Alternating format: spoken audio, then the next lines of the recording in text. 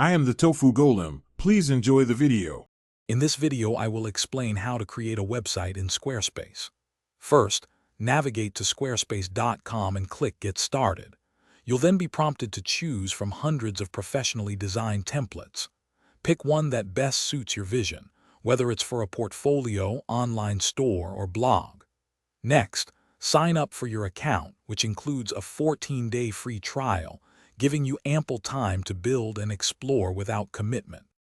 Once your template is selected, it's time to make it truly yours.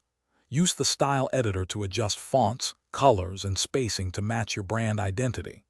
Upload high-quality images and videos, and write compelling text for each page. Remember, clear and concise content keeps visitors engaged. Arrange your pages into a logical navigation structure, ensuring a smooth user experience for everyone who visits your site. Squarespace offers powerful features to enhance your website's functionality. If you're selling products, easily add an online store with secure payment processing. For content creators, the blogging platform is robust, allowing you to publish articles and connect with readers.